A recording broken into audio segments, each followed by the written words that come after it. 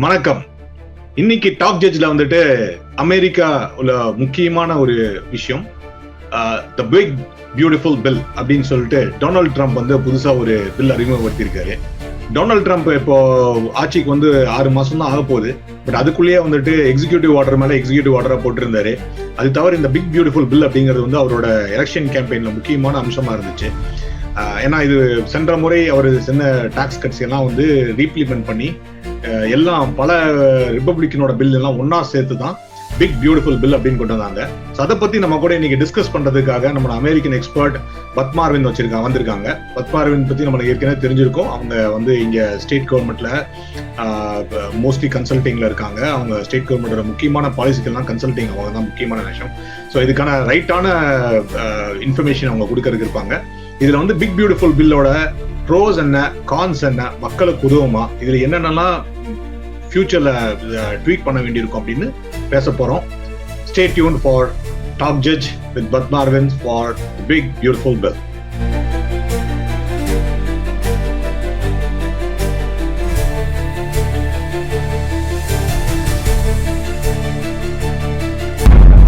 வணக்கம் பத்மா, வாங்க. எப்படி இருக்கீங்க?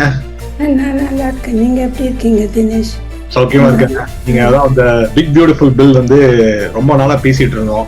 இப்போ இன்னைக்கு வந்து அதை பத்தி கொஞ்சம் நம்ம நேயர்களுக்காக விளக்கி சொல்லலாம் அப்படின்னு சொல்லிட்டு.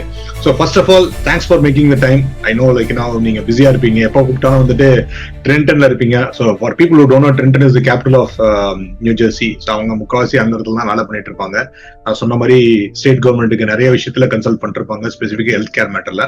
So with that said thank you Padma first of all.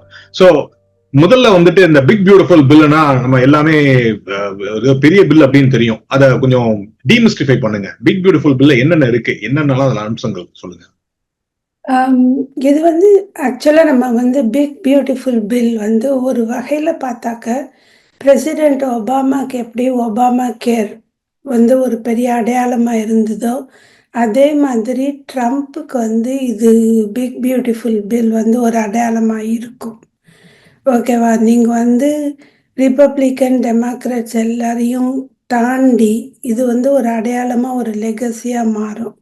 அப்படிங்கிறது நான் முதல்ல சொல்ல விரும்புறேன். இதில் உங்களுக்கு பிடிக்கிற விஷயம், பிடிக்காத விஷயம் இதெல்லாம் தாண்டி இது ஒரு அடையாளமா மாறும். ஒரு மைல்ஸ்டோன்.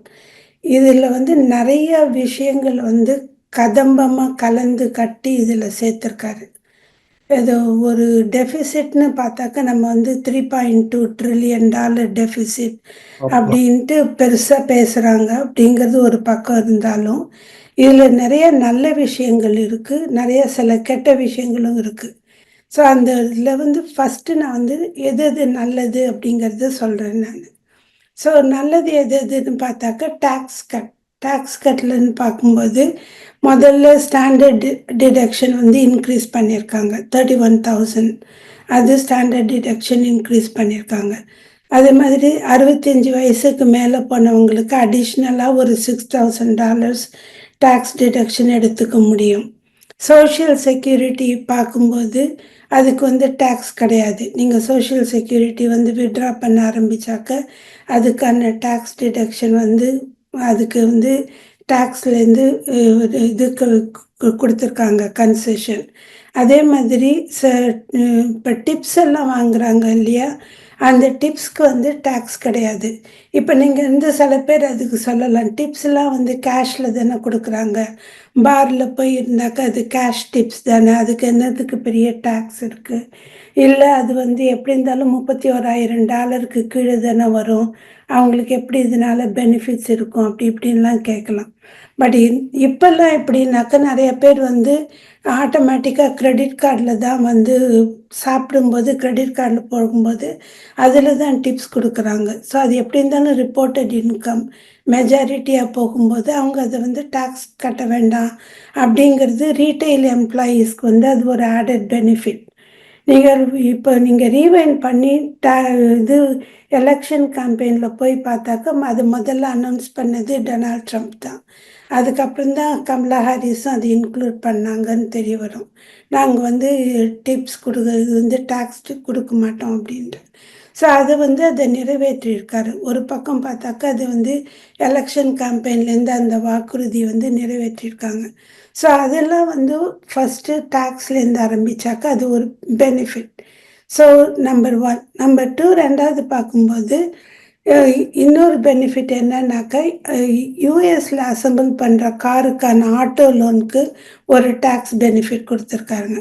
ஸோ மேனுஃபேக்சரிங்க்கு அது ஒரு பம்ப் அப். ஓகே, நீங்கள் வந்து எங்கள் கார் அசெம்பிள் பண்ணுறதுனால இப்போ வந்து உங்களுக்கு டேக்ஸ் பெனிஃபிட் இருக்குது அப்படின்னு சொன்னாக்கா people can buy those kind of cars. அதில் வந்து மேனுஃபேக்சரிங் ஜாப்ஸ்க்கும் ஆட்டோமேட்டிக்காக ஒரு பூஸ்ட் கிடைக்குது. ஓகே, நம்ம இங்கேயே மேனுஃபேக்சரிங் பண்ணலாம் அப்படிங்கிறது அதுவும் ஒரு பாசிட்டிவ் பெனிஃபிட் அப்படிங்கிற வகையில் உங்களுக்கு 2வது வந்து ஒரு பாசிட்டிவ் பெனிஃபிட் அங்கே வந்து வருது. ஸோ ரெண்டும் அது வந்து மேஜர் பாசிட்டிவ் பெனிஃபிட் இந்த பில்லில் நான் பார்க்குறேன். வந்து டேக்ஸ் அப்படிங்கிறது அது ரெண்டையும் பெரிய பெனிஃபிட்டாக பார்க்குறேன். பில்லியனருக்கான டேக்ஸ் அப்படி இப்படிங்கிறதெல்லாம் பார்க்கும்போது மத்திய தரத்துக்கான மத்திய குடும்பங்களுக்கான மேஜர் பெனிஃபிட்ஸை இதெல்லாம் பார்க்குறேன். நெகட்டிவாக எது மேஜராக நான் பார்க்குறேன் அப்படின்னாக்கா மெடிக்கெய்ட். ஓகே, மெடிக்கேர்லாம் நான் அது வந்து ஒரு கட்டிங் வந்து பெரிய விஷயமா நான் பார்க்குறேன். ஓகே, நீங்கள் வந்து இத்தனை $1 பில்லியன் கட் பண்ணுறோம் அப்படின்னு சொன்னாக்கா இன்சூரன்ஸில் இருக்கிறவங்களுக்கு அது ஒரு பெரிய இடி. ஓகே, இத்தனை பேருக்கு இன்சூரன்ஸ் கவரேஜ் போகும் அப்படிங்கும்போது அது வந்து நிறைய பேருக்கான இன்சூரன்ஸ் கவரேஜெலாம் போக போகுது அப்படிங்கிறது அது ஒரு உண்மையான விளைவு வந்து அதை பாதிக்கும். 2வது இம்போர்ட்டட் டேரிஃப்லாம் இன்க்ரீஸ் ஆச்சு அப்படின்னாக்கா சர்ஜிக்கல் சப்ளைஸ் அது இதெல்லாம் ஆட்டோமேட்டிக்காக காஸ்ட்லியாக போகும். அது 2வது பாதிப்பு வரும். ஸ்னாப்பெட் கட்லாம் வரும்போது ஏற்கனவே ஃபுட் ஸ்டாம்ப்ஸ் அது இதெல்லாம் அசிஸ்டன்ஸ்லாம் போகும்போது வல்னரபிள் பாப்புலேஷனில் இருக்கிறவங்களுக்கு அது இன்னமும் வந்து கஷ்டத்தை கொடுக்கும். நம்ம வந்து ஒரு தார்மீக அடிப்படையிலையும் அதை யோசிக்கணும். இப்போ நம்ம வந்து ஒரு கஷ்டத்தில் ஏற்கனவே இருக்கிறவங்களுக்கு அது இன்னமும் கஷ்டத்தை கொடுக்கும். ஸோ அதையும் நம்ம யோசிக்கணும். ஸோ நமக்கு வந்து கஷ்டம் இல்லை அப்படிங்கிறதுனால நம்ம வந்து கஷ்டம் இல்லாதவங்களை பற்றி யோசிக்காமல் இருக்க முடியாது. ஸோ அதனால குற்றங்கள் ஜாஸ்தியாகிறதுக்கும் ஒரு வகை வகுக்கும் அப்படிங்கிறதும். இன்னொரு வந்து ஸ்னாப்பேட் கட்லாம் வந்ததுனாக்கா என்ன ஆகும், இன்சூரன்ஸ் கட்லாம் வந்ததுன்னா என்ன ஆகும், இந்த மெடிக்கேட் ப்ராப்ளம் வந்தாக்கா என்ன ஆகும். அப்போ இன்னொன்று வந்து ஒரு மெடிக்கேட் எக்ஸ்பேன்ஷன்லாம் அஃபெக்ட் ஆகும். 64 வயசில் போனவங்களுக்கெல்லாம் வந்து மெடிக்கேர் கவரேஜ் இருக்கணும்னாக்கா மாதத்துக்கு 80 மணி நேரம் வேலை பார்க்கணுன்னு ஒரு ரூல் இருக்குது. அது ஒரு வகையில் நல்லதுன்னு எடுத்துக்கலாம். இன்னொரு வகையில் எல்லாரும் வேலை தேடும்போது இவங்களுக்கான அந்த 80 மணி நேர வேலை, அதுவும் டிசேபிள் பாப்புலேஷன்லாம் இருக்கிறவங்க எப்படி வேலை பண்ண முடியும் அப்படிங்கிறத ஒரு மனிதாபிமான அடிப்படையிலையும் அது யோசிக்கணும். அவங்களால வேலை பார்க்க முடியுமா, எப்படி வேலை பார்க்க முடியும். ஒரு கேபிட்டலிஸ்ட் சொசைட்டியில் ஒரு இந்த பக்கம் யோசிச்சாக்க 80 மணி நேரம் தானே, வாரத்துக்கு 10 மணி நேரம் தானேன்னு யோசிக்கலாம். பட் அந்த 10 மணி நேரமும் வேலை பார்க்க முடியாது அப்படிங்கும்போது நம்மளுடைய அம்மா அப்பாவே 64 வயசில் 70 வயசில் இருக்கும்போது 64 வயசு இஸ் ஓகே, 70 வயசு இஸ் ஓகே, 70 வயசில் வேலை பார்க்கலாம். அதே 85 வயசாக இருக்கும்போது அவங்களால அது எப்படி வேலை பார்க்க முடியும், இல்லை 90 வயசாக இருந்தாக்க எப்படி வேலை பார்க்க முடியும் நம்ம யோசிச்சாக்க அப்போ இன்சூரன்ஸ் கவரேஜ் போனாக்கா என்ன பண்ண முடியும்னா அது வந்து ஒரு நெகட்டிவ் எஃபெக்ட். ஸோ இதே மாதிரி யோசித்து பார்க்கும்போது சில பில்லில் வந்து நல்லதும் இருக்குது கெட்டதும் இருக்குது அப்படிங்கும்போது நம்ம வந்து அது ஒரு சராசரியாக தான் அதை யோசிக்கிறதுக்கு. ஸோ சில நிறைய நல்லது பாயிண்ட்ஸ் இருக்குது, சில கெட்ட பாயிண்ட்ஸ் இருக்குங்கிறதுனால நான் அது மாதிரி தான் அந்த பில்லை எடுத்துக்கிறேன் நான். அருமை. நீங்க சொன்னதுல வந்து முக்கியமான பாயிண்ட சம்மரைஸ் பண்ணணும்னா நீங்க வந்து இந்த பில்ல நல்லது இருக்கு கெட்டது இருக்குன்னு சொல்லிக்க இது வந்து முக்கியமான ஒரு மைல்கல் அப்படின்னு mile stone for president Trump அப்படின்னு சொல்றீங்க. ஒபாமா கேர் மாதிரி குறிப்பா வந்து இங்க இருக்கிற இங்க இருக்கிற இந்த கான்ஸ்டிடியூஷன் படி பாத்தீங்கன்னா ஒரு பைபார்ட்டிஷன் பில் பாஸ் பண்றது வந்து ஒரு பிரசிடென்ட்டுக்கு எப்பவுமே ஒரு அவருக்கு முழு சப்போர்ட் இருந்தாலும் ரொம்ப கஷ்டமான விஷயம். ஒபாமா கேர்ல வந்துட்டு அவரோட செகண்ட் டேர்ம்ல தான் அதுவும் பாஸ் பண்ண முடிஞ்சுது. அவர் 8 வருஷம் இருந்தாலும் முதல் 4 வருஷத்துல வந்து அதற்கான வரைவுகளை எழுதுறதுக்கே 4 வருஷம் ஆச்சு. அதெல்லாம் முடிச்சுட்டு அது திருப்பி செகண்ட் டேர்ம் வர்றப்பதான், செகண்ட் 4 இயர்ஸ் வரப்பதான் இம்ப்ளிமெண்ட் பண்ணவே முடிஞ்சுது. அதுக்கான காரணம் காரணங்கள் வந்து இந்த இவ்வளவு நெகோசியேஷன் நடந்துட்டு இருந்துச்சு அப்படிங்கிறது தான். ஸோ இது வந்து கண்டிப்பா மைல்கல் அப்படிங்கிறத நம்ம ஒத்துக்கலாம். பட் நீங்க சொன்னதுல வந்து எனக்கு முக்கியமான விஷயம் டாக்ஸ் கட்ஸ் அருமையான விஷயங்கள். அதே மாதிரி இந்த டிப் விஷயங்கள் வந்து நடுத்தர மக்களுக்கு, அது கீழ் நடுத்தர மக்களுக்கு வந்து ரொம்ப உபயோகமா இருக்கும். ஏன்னா இது வந்து ரெக்கார்ட்ல வந்துருது. கேஷா டிப் வாங்குறதுக்கு பிரச்சனை இல்லை. நான் பெருநகரங்களை வந்து குறிப்பா இப்போ வந்து iPhone payments, credit card payments தான் வந்து 90% டிரான்சாக்ஷன் அப்படிங்கிறப்ப வந்து அவங்க வாங்குற 5ம் 10ம் அதுலயும் வந்துட்டு கவர்மெண்ட்டுக்கு திருப்பி அதுல $30 3% 30% கட்டணும் அப்படிங்கன்னா அது பெரிய விஷயம். ஸோ அது வந்து உண்மையா கரெக்டா பார்க்கலாம். பட் எனக்கு வந்து இந்த மெடிக்கேட்ல வந்து நீங்க சொன்ன மாதிரி ஏபிள் பாடிட் அப்படின்னு ஒரு டேர்ம் யூஸ் பண்றாங்க. அவங்க ஏபிள் பாடிட் பீப்புள் வந்து நீங்க சொன்ன அந்த ரெஸ்ட்ரிக்ஷன் 10 hours ஒர்க் பண்ணணும் அப்படின்னு சொல்லிட்டு. ஸோ அது வந்து நிறைய நாட் ஒன்லி டெமோக்ராட்டிக் பார்ட்டிஸ் மட்டும் இல்ல ரிபப்ளிகன் பார்ட்டில கூட சில பேர் அந்த கேள்வி எழுப்புனாங்க. ஸோ அந்த ஏபிள் பாடிட் எப்படி நீங்க ஹெல்த் கேர்ல இருக்கணும் அது ஒரு ஸ்பெசிஃபிக்கா கேட்கறேன். அது எப்படி அது என்ன டிஃபைன் பண்றாங்க? ஏபிள் பாடி அப்படிங்கிறது என்ன? அது சர்டிபிகேஷனா? இப்ப நம்மளுக்கு தெரியும் நீங்க சொன்ன மாதிரி வந்து 64 வயசுல வீட்டை விட்டு வெளியில வர முடியாதவங்க இருப்பாங்க. 90 வயசுல வந்துட்டு நான் கேம்ப் கிளம்புறேன்னு சொல்றவங்க இருப்பாங்க. பட் அதெல்லாம் வந்து எக்ஸப்ஷன்ஸ்.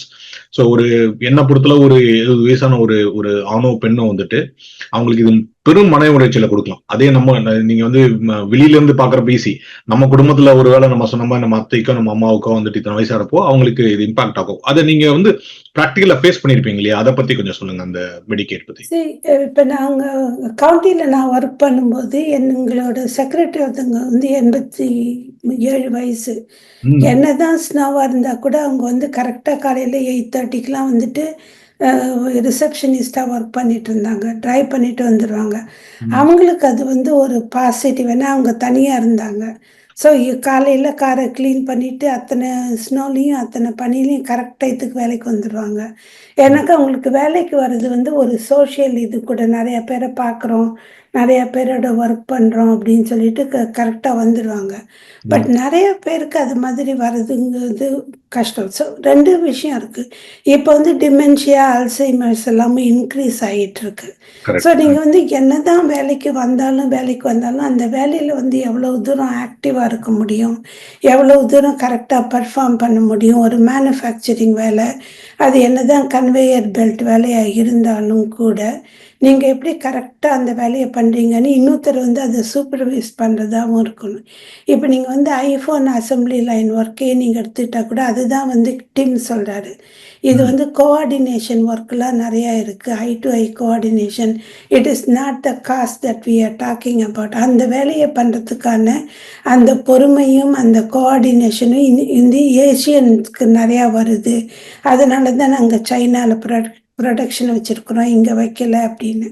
இப்போ தையல் மாதிரி வேலையெல்லாம் அமெரிக்கன்ஸ்க்கு கற்றுக் கொடுக்கறது ரொம்ப கஷ்டம். அதை கண்ணால் பார்த்து கையால் செய்கிற மாதிரியான வேலைகள் இங்கே கஷ்டம். இப்போ நாங்கள் வந்து நிறைய ட்ரேட் ஸ்கூல்லலாம் ஒர்க் பண்ணுறோம். ஸோ சில வேலைகள் வந்து சில டயத்தில் தான் பண்ண முடியும். இப்போ நீங்கள் ஊசியில் பார்த்து நூல் கோக்குற மாதிரி சின்ன சின்ன வேலைகள் எல்லாம் வந்து ஒரு வயசுக்கு மேலே பண்ணுறதெல்லாம் ரொம்ப கஷ்டம். என்னதான் நீங்கள் பார்த்து ஊசி வச்சுட்டு இப்படி நூல் கோக்கிறதுனால அதுக்கான டைம் நிறையா இருக்கும். அதுக்கான எய்ஸ் வந்து பாபின் மாதிரிலாம் கொண்டு வந்தால் கூட அது ஒரு காலகட்டத்தில் அது கஷ்டம். அது இப்போ நீங்கள் ஏபிள் பாடின்னு எதுக்காக சொல்கிறாங்கன்னாக்கா, இப்போ டிரைவிங், இப்போ நீங்கள் வந்து ஒரு இடத்துலேருந்து இன்னொரு இடத்துக்கு டிரைவிங் போனாலும் 70 வயசுக்கு மேலே அந்த கோஆர்டினேஷன் குறையும். அதை சட்டுன்னு பிரேக் போடுறதா இருந்தாலும் அதை லேன் மாற்றுறதா இருந்தாலும் ஒரு தடுமாற்றம் வரும். நம்ம கரெக்டாக தான் நம்ம லேன் மாற்றுறோமா இல்லை கரெக்டாக கார் ஓட்டுறோமா அப்படிங்கிற ஒரு தடுமாற்றம்லாம் வரும். அதுவும் வின்டர்லலாம் இப்போ ஏன்னா ட்ரைவ் பண்ணுறது கொஞ்சம் கஷ்டம். ஸோ அதை யோசித்து பார்க்கும்போது இவங்களால எந்த அளவுக்கு ப்ரொடக்டிவிட்டி இன்க்ரீஸ் பண்ண முடியும் அப்படிங்கிறது ஒரு கேள்வி இருக்குது. 2வது கேள்வி என்ன இருக்குது அப்படின்னு சொன்னாக்கா, இப்போ வந்து இன்க்ரீஸ்ட் அமௌண்ட் ஆஃப் ஆர்டிசம்லாம் இருக்குது. ஸோ 2வது வந்து நான் அவங்களால வேலை செய்ய முடியாதுன்னு சொல்லலை மாற்றுத்திறனாளிகளால். பட் அவங்களுடைய ப்ரொடக்டிவிட்டியும் கம்பேர் பண்ணும்போது அதே மாதிரி இப்போ அவங்கள கூட இல்லை, இப்போ செரிப்ரல் பால்சி அதெல்லாமும் இப்போ நிறையா வந்திருக்கு. அதையும் தவிர்த்து இப்போ கோவிட்க்கு அப்புறம் நிறைய வந்து ஹெல்த் கேர் பிரச்சனைகள் எல்லாமும் வந்திருக்கு. அது வயசாக ஜாஸ்தியாகும்போது என்னதான் 10 hours தான் அப்படின்னாலும் கூட கடைக்கெல்லாம் போகும்போது அந்த ப்ரொடக்டிவிட்டி குறையும். ஸோ ப்ரொடக்டிவிட்டி குறையும் போது நீங்கள் அந்த ப்ரொடக்டிவிட்டிக்காக இவங்களெல்லாம் கட்டாயப்படுத்தி வேலை வச்சுக்கணுமா, இல்லை there will be a discrimination. இப்போ நீங்களே ஒரு கடை ஓனர்னு வச்சுக்கோங்க. உங்களுக்கு ஒரு வேலைக்கான அப்ளிகேஷன் வருது, ஒருத்தங்களுக்கு 70 வயசா இருக்கு, இன்னொருத்தங்களுக்கு 40 வயசா இருக்குங்கனாக்க, அதே வேலைக்கு நீங்க யார தேர்ந்தெடுப்பீங்கன்னு ஒரு கேள்வி இருக்கு. 80 வயசுங்கிறீங்க. நான் படிச்ச வரைக்கும் நான் ரொம்ப மேலோட்டமா தான் படிச்சேன். 64 வயசு வரைக்கும் தானே அவங்க சொல்றாங்க. ஸோ இப்போ வந்து 64 அப்படின்னாக்க, நாளைக்கு இதையே வந்து they can edit it to 74 அப்படின்னு எடிட் பண்ணிட்டே போனாங்கன்னாக்கா, அவங்களுக்கு வேலை கிடைக்கிறதே கஷ்டமாயிடும். ஸோ அடுத்தது வந்து நீங்க சொன்ன முக்கியமான மேட்டர் வந்துட்டு இதனால வரக்கூடிய கடன் சுமை. நீங்க சொல்ற மாதிரி 3.5 ட்ரில்லியன் அப்படின்னாங்க. இன்னும் 10 வருஷத்துக்கு அதிகமான கடன் வாங்க வேண்டியிருக்கும். அமெரிக்காவின் கடன் சுமை வந்து அதிகமாயிட்டே போகுது. ஸோ இதுக்கு முக்கியமான காரணம் என்னன்னா, இதுல நம்ம வரக்கூடிய வருவாயில பெரும் தொகையை வந்து நம்ம வட்டிக்கு கட்டுறதுக்கே சரியா போயிருது. சோ இதனால வந்து வளர்ச்சி பணிகளுக்கு கொடுக்க முடியாது அப்படிங்கறதான் வந்து டெமோக்ராட்ஸ் முதல்ல வந்து சொல்லிட்டு இருக்காங்க.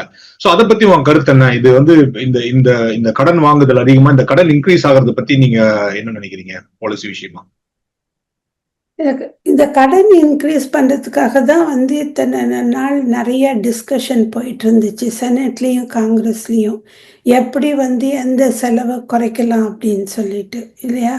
ஸோ அதுக்காக தான் வந்து அவங்க ஃபர்ஸ்ட் ஜாப்கோர்லேருந்து ஆரம்பிச்சாங்க. ஜாப்கோர் கட் பண்ணணும், Department of Labor expenses cut பண்ணணும், அப்புறம் எஜுகேஷன் எக்ஸ்பென்சஸ் கட் பண்ணணும் அப்படின்னு சொல்லி, அதுக்கப்புறம் ஒவ்வொரு எக்ஸ்பென்சஸாக கட் பண்ணணும். அப்படிங்கும்போது தான் அரசியல்வாதிகள் வந்து அவங்களுடைய இண்டிவிஜுவல் எலெக்ஷனை பேஸ் பண்ணி அவங்களுடைய லாபிங்லாம் வந்து இதை கட் பண்ணக்கூடாது, அதை கட் பண்ணக்கூடாது அப்படின்னு சொல்லிட்டு கடைசியில் எதையுமே கட் பண்ணாமல் இந்த பில் வந்ததுனால தான் இப்போ வந்து இவ்வளவு பெரிய கடன் வந்திருக்கு. ஸோ நான் இந்த வருஷத்துதுன்னு மாத்திரம் நான் சொல்லலை, ஆரம்பத்துலேருந்தே நான் தான் சொன்னேன். நான் இன்னைக்கு இந்த கடைசி ஒரு வாரத்தில் நான் நிறையா பாட்காஸ்ட் கேட்டேன். ஸோ அந்த பாட்காஸ்ட்லாம் கேட்டதை வச்சு தான் நான் சொல்கிறேன். ஸோ ஒவ்வொரு சமயமும் ஒவ்வொரு செலவை கட் பண்ணணும் அப்படின்னு சொல்லும்போது everybody wants to protect their own election outcome. So அப்போ எலெக்ஷன் அவுட்கம் கட் பண்ணும்போது இப்போ வந்து ஃபார் எக்ஸாம்பிள் ஜாப்கோர் கட் பண்ணணும்னு சொன்னாங்க. ஜாப்கோர் எக்ஸ்பென்ஸ் வந்து 1.5 பில்லியன்.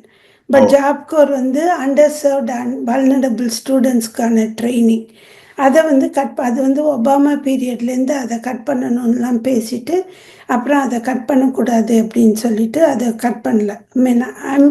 நானும் பர்டிகுலராக I'm against cutting that expense.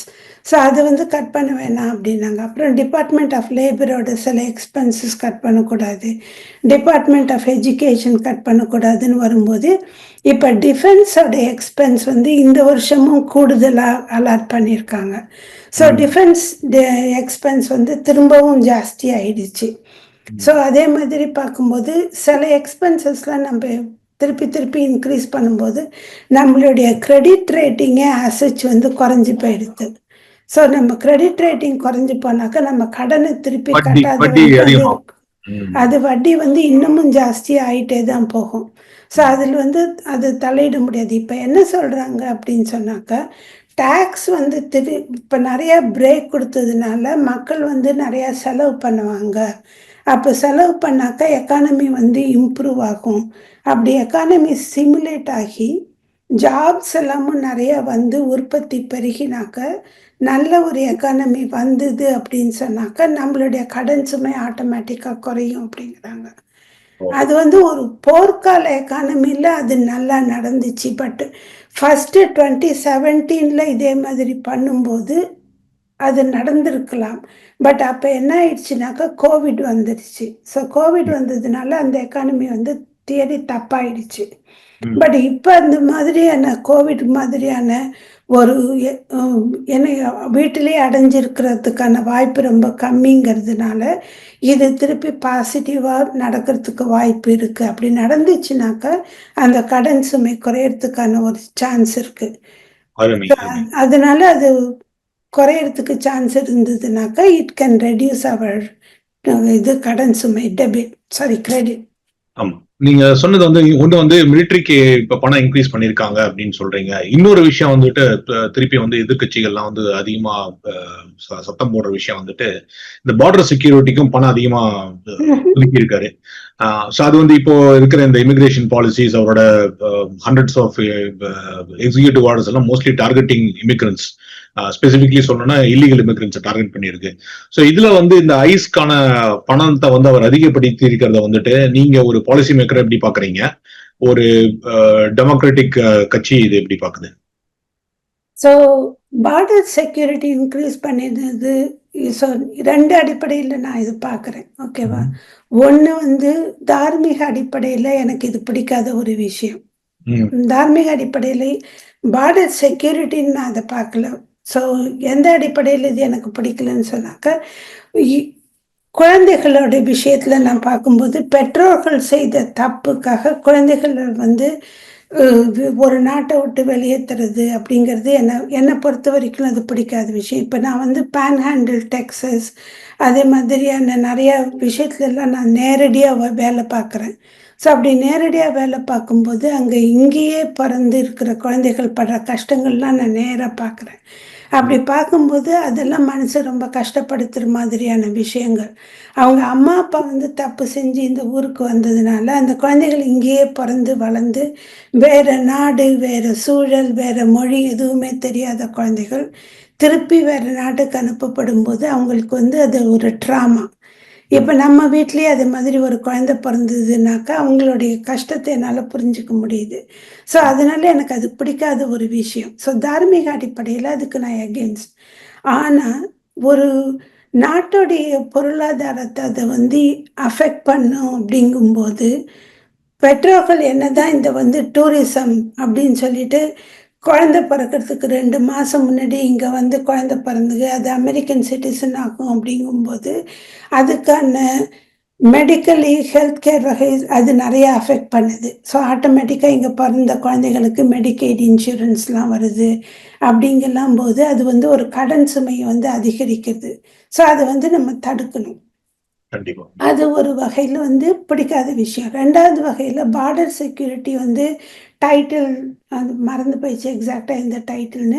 அது விலகின போது நிறையா பேர் இந்த ஊருக்கு வந்துட்டாங்க. ஸோ நிறையா பேர் வந்ததுனால நிறையா கடன் சுமை அவங்கள காப்பாற்றிக்கிறதுக்காக ஷெல்டர் டு ரைட் ப்ரோக்ராம் படி நிறையா பேர் வந்ததுனால அவங்கள சப்போர்ட் பண்ணுறதுக்காகனா நிறைய பொருளாதார அடிப்படையில் we spend a lot of money. So அதை வந்து தடுக்கணும். ஸோ நமக்கு வந்து பார்டர் செக்யூரிட்டிக்காக அதிகமாக பணம் செலவு பண்ண தான் வேணும்.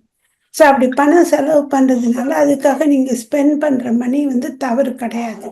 ஸோ ஒரு வகையில் நம்ம வந்து அந்த பார்டர் செக்யூரிட்டி வந்து இம்ப்ரூவ் பண்ணி தான் ஆகணும்.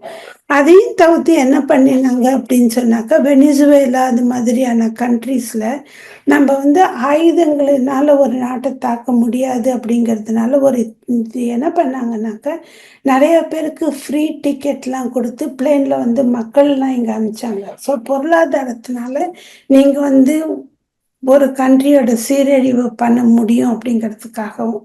ஸோ அது மாதிரி இல்லாமல் இங்கே அகதிகள் இல்லாமல் நிறைய பேர் வந்தாங்க.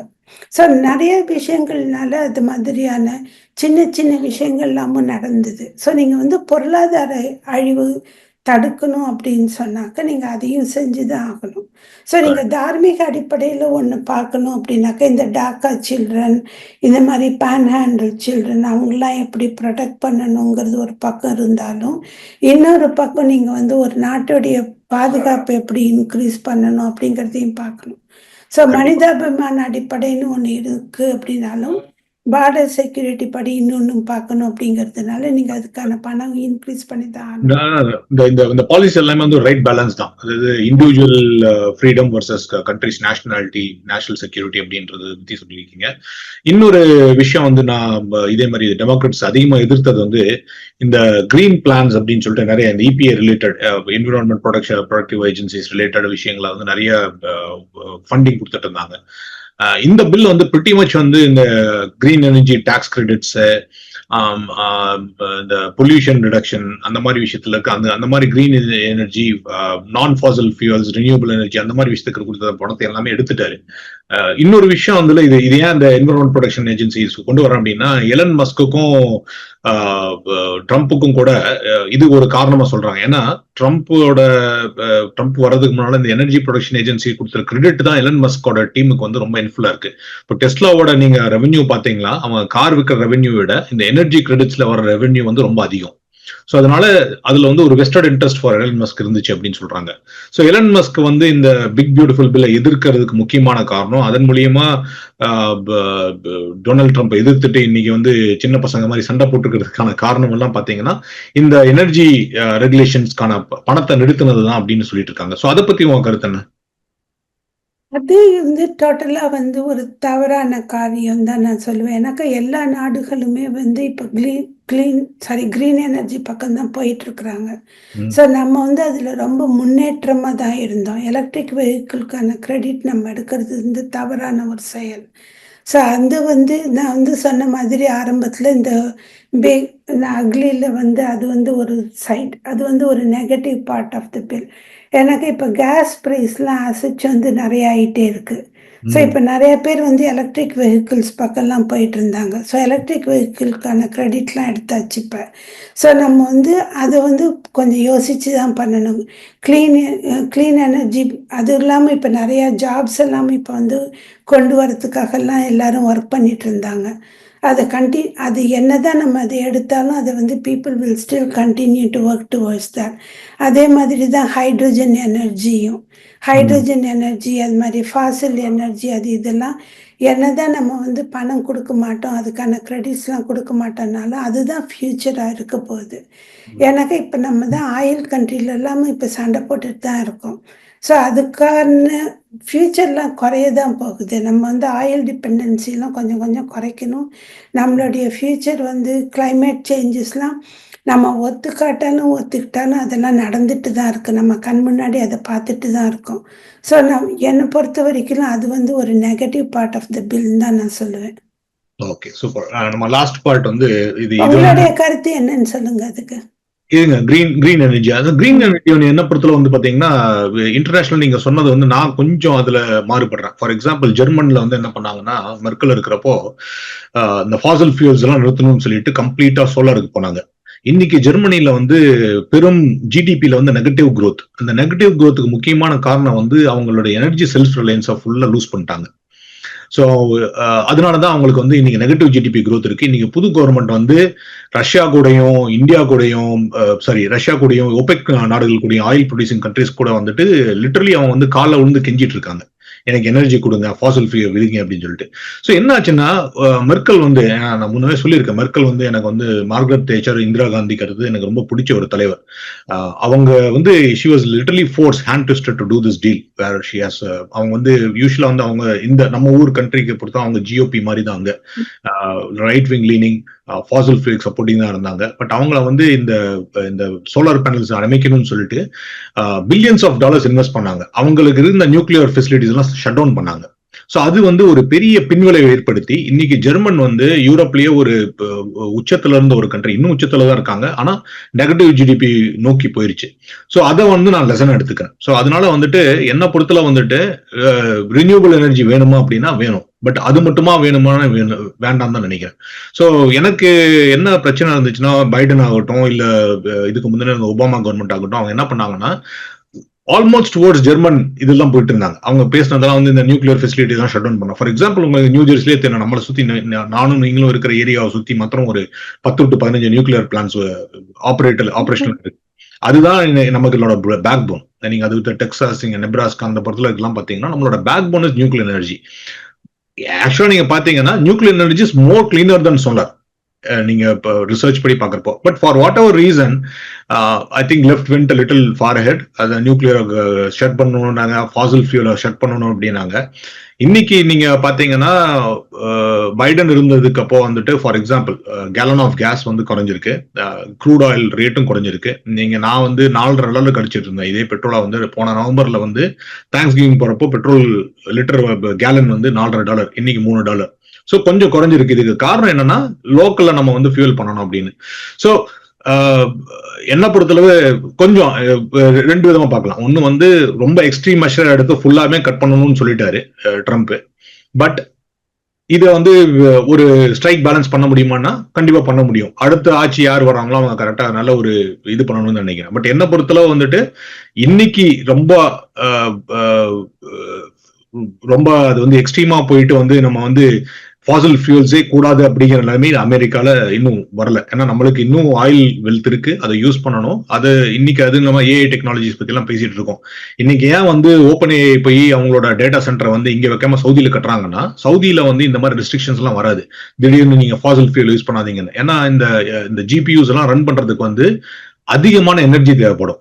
நீங்க அமெரிக்கால கட்டுனீங்கன்னா என்ன பயப்படுறாங்கன்னா, இந்த நாளைக்கு இந்த எனர்ஜி எல்லாம் நீங்க யூஸ் பண்றீங்க, வேஸ்ட் பண்றீங்கன்னு அது சட்டம் வரும் அப்படின்னு சொல்றதுதான். இந்த மாதிரி டெக்னாலஜி எல்லாம் சவுதி கிட்ட போய் கெஞ்சி, இப்ப எப்படி ஜெர்மனில வந்து போய் சவுதி கிட்டையும் ரஷ்யா கிட்டையும் கெஞ்சிட்டு இருக்காங்களோ, அது சாம் ஆல்ட்மேன் இன்னைக்கே பண்ணிட்டு இருக்காரு.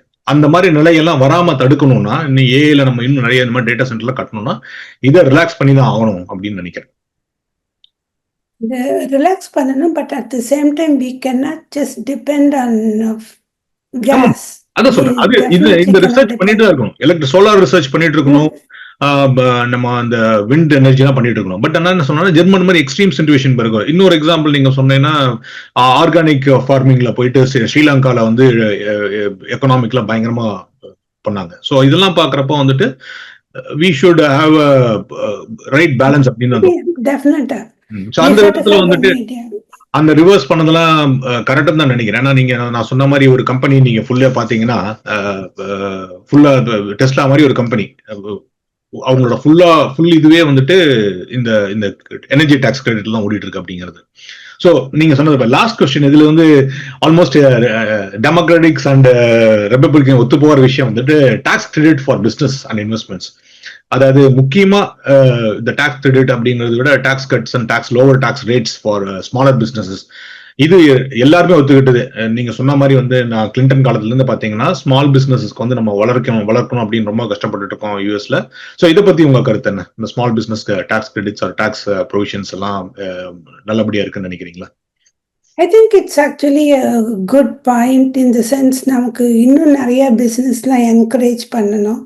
அதை விட டாக்ஸ் கிரெடிட்ல இதுல நிறைய ஸ்டேட்ஸ் நிறைய கம்பீட் பண்றாங்க இதுல.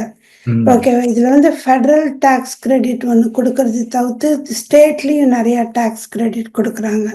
பட் ஃபெடரல் டாக்ஸ் கிரெடிட் ஒன்று கொடுத்து அந்த டாக்ஸ் கிரெடிட்டையும் தாண்டி ஸ்டேட்ல எவ்வளோ டாக்ஸ் கிரெடிட் கொடுக்குறாங்க அப்படிங்கிறத பொறுத்து ஒவ்வொரு பிஸ்னஸும் அந்தந்த ஸ்டேட்ல எப்படி ரெஜிஸ்டர் ஆகிறாங்க அப்படிங்கிறதையும் பொறுத்து இது இருக்கு. வெறும் ஃபெடரல் டாக்ஸ் கிரெடிட் மாத்திரம் நம்பி இது இருக்கிறது இல்லை. அது இன்னொரு விஷயம் வந்து இது நம்ம இந்தியன்ஸ்க்கு இது நிறைய அவேர்னஸ் கிடையாது.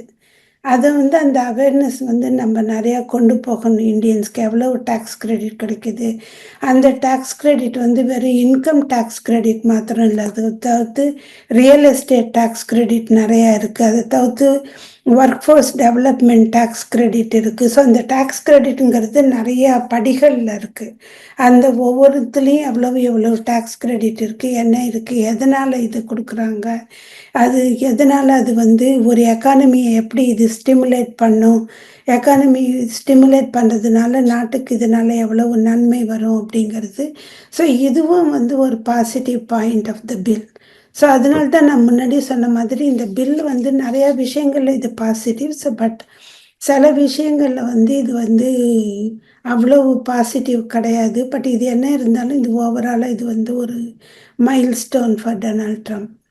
சூப்பர். ஸோ நான் வந்து ஃபைனலா சம்மரி அருமையான விளக்குனீங்க. ஸோ ஃபைனலி ஒரு 1 minute சம்மரி பார்த்தீங்கன்னா நம்ம என்னென்ன பேசியிருக்கோம்னா, டாக்ஸ் கட்ஸ் இனிஷியலா பேசணும். அதுல முக்கியமா வந்துட்டு டாக்ஸ் கட் அப்படிங்கிறது வந்துட்டு நோ டாக்ஸ் ஃபார் டிப்பிங், அது நம்ம பேசணும். அது தவிர வந்துட்டு ஸ்டாண்டர்ட் டிடக்ஷன் இன்க்ரீஸ் பண்ணியிருக்காங்க. அதாவது நம்ம வந்து கட்ட வேண்டிய வரியிலிருந்து முன்னவே வந்துட்டு சில விஷயங்களை வந்து டிடக்ட் பண்ணி வச்சுக்கலாம் அப்படிங்கிறது ஃபேமிலிக்கும் சரி இண்டிவிஜுவலுக்கும் சரி அது பயங்கரமான இம்ப்ரூவ்மெண்ட் பண்ணியிருக்காங்க. ரெண்டாவது வந்துட்டு கடைசியில பேசினது இந்த பிசினஸ் ஸ்மால் பிசினஸஸ்க்கு வந்து டாக்ஸ் கிரெடிட் கொடுத்துருக்காரு, இல்லை டாக்ஸ் ரேட்ஸ் வந்து டிக்ரீஸ் பண்ணியிருக்காரு. அது ரொம்ப ரொம்ப நல்ல விஷயம். கொஞ்சம் கான்ட்ரவர்ஷியலான விஷயங்கள் பார்த்தீங்கன்னா பார்டர் செக்யூரிட்டி, நான் சொன்ன மாதிரி ஐஸ்க்கு வந்து இன்க்ரீஸ் கொடுத்துருக்காரு. அது வந்து நீங்க சொல்றபடி நேஷனல் செக்யூரிட்டி படி பார்த்தீங்கன்னா நல்லது. பட் பர்சனலா வந்து ஒரு தார்மீக அடிப்படையில் பார்த்தீங்கன்னா இந்த குழந்தைகள்லாம் வந்து என்ன பாவம் பண்ணாங்க அப்படின்னு பார்க்கலாம். பட் ஆனாலும் ஓவராலா நேஷனல் செக்யூரிட்டின்னு பார்க்குறப்ப நல்லதா இருக்கு அப்படின்னு. 4வது வந்துட்டு சோஷியல் செக்யூரிட்டி, ஸ்பெசிஃபிக் வந்து மெடிக்கேட் பத்தி பேசுவோம். மெடிக்கேட்ல வந்து 19 இருந்து 64 வயதுக்குள்ள உள்ளானவர்கள் வந்துட்டு கண்டிப்பா வேலை பண்ணணும், அதாவது 10 மணி நேரம் வேலை பண்ணணும் வாரத்துக்கு அப்படிங்கிற மாதிரி சொல்லியிருக்காங்க. அதுல வந்து சில கண்டிஷன்ஸ் எல்லாம் இருக்கு. அந்த கண்டிஷன்ஸ் எல்லாம் வந்து இருக்கிறவங்களுக்கு வந்து ரொம்ப கஷ்டம். ஸோ அதுவும் மனிதாபிமான அடிப்படையில வந்து ரொம்ப கொஞ்சம் பரிசீலிக்க வேண்டிய ஒரு விஷயம். அது எப்படி வருது அப்படின்னு தெரியல. பட் அது மற்றபடி அது தவிர பாத்தீங்கன்னா மெடிக்கேட் ஸ்பெண்டிங் குறைச்சிருக்காரு, மெடிக்கேருக்கான சில கட்டுப்பாடுகள்லாம் விதிச்சிருக்காரு அப்படின்னு சொன்னாங்க. பட் ஓவராலா அதுவும் வந்துட்டு கொஞ்சம் எப்படி சொல்றது, நம்ம மோர் பாசிட்டிவ் அப்படிங்கிறது கொஞ்சம் நெகட்டிவ் சைட்ல இருக்கிற மாதிரி இருக்கு. கடைசியில நம்ம பேசுறது வந்து எனர்ஜி அண்ட் ரெகுலேஷன்.